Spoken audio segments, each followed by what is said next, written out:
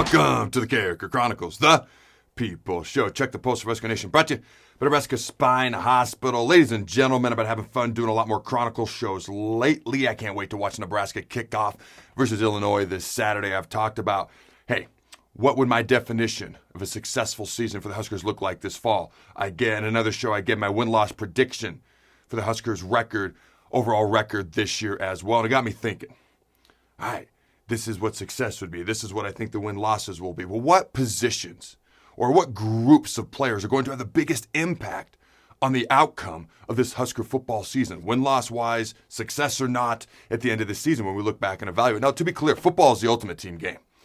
I mean, there is not another sport where all 11 players on O and D and special teams, oh, by God, we got to get better on special teams, have got to work together like the awesome, phenomenal game of football. Tom Brady isn't any good if he's on his back, if his O-line ain't blocking. Emmitt Smith, arguably the greatest running back of all time, ran behind arguably the greatest offensive line of all time.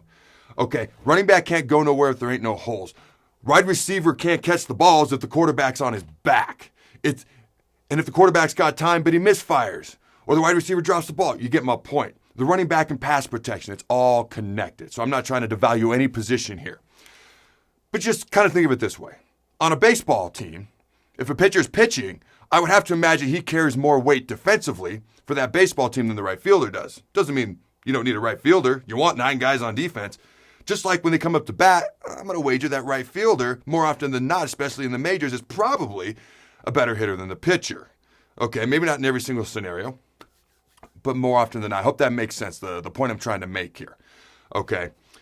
The goalie in soccer, the goalie in hockey, blah, blah, blah, blah. You get my point. All right. Everyone's created equal, but some positions might carry more weight in certain scenarios. So let's start off with the big uglies up front. And this is in no particular order, by the way. I'm just starting off with the ugliest position group I could think of. The offensive line.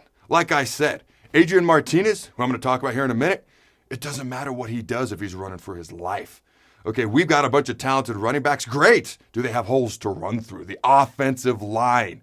Can we get back to the pipeline days of old?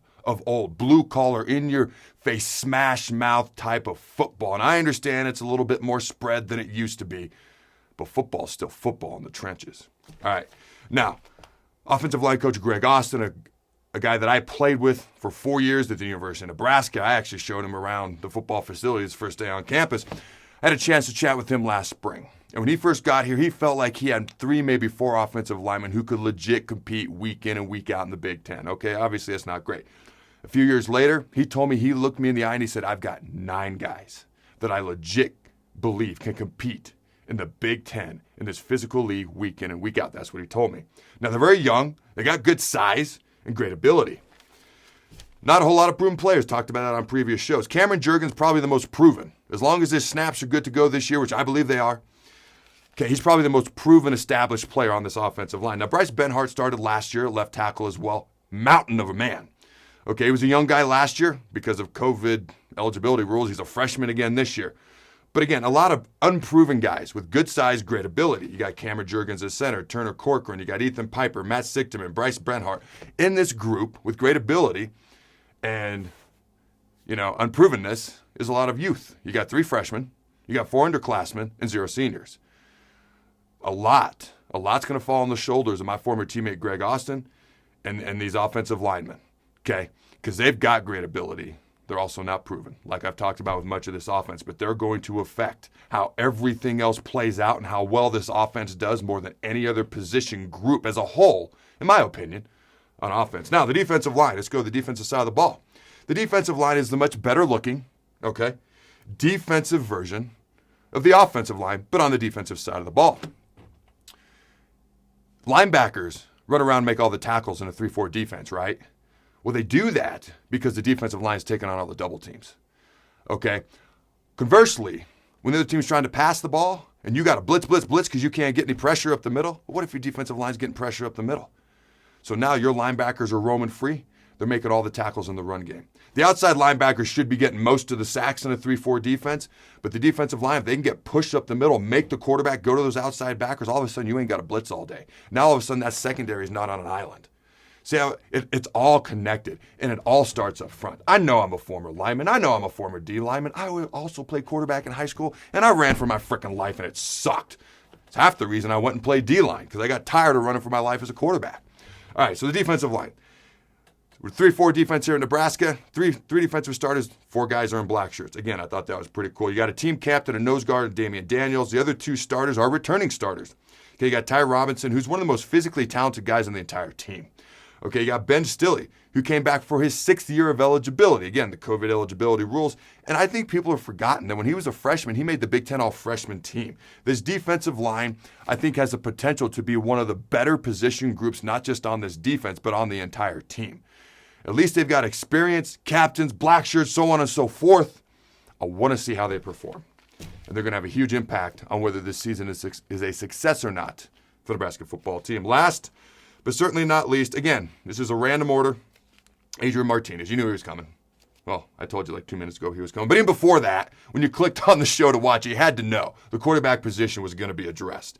Okay, we all know, we're all aware, he struggled last year to get the ball downfield. Balls down the field. Okay, throws that traveled more than 10 yards in the air. He was 18 of 38 on the season for 404 total yards with 1 touchdown and 3 interceptions. Now, he had a high completion percentage of 71%. Okay, he was throwing a lot of shorter balls.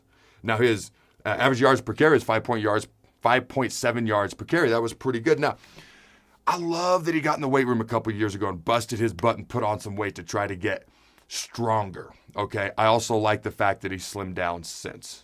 Okay, I think it's going to give him that burst, hopefully, give him that extra gear that he hasn't had for a while. There's rumors that he's now one of the 3 or 4 top fastest guys on the team. We'll see. Okay, game speed, that's what matters. Okay, he's also the clear-cut starter. You know, he doesn't have to look over his shoulder anymore. There's no drama. We don't even know who the clear-cut backup is. So, Adrian, if he has a couple of rough series, hopefully he doesn't have too many of those, he knows he's the man.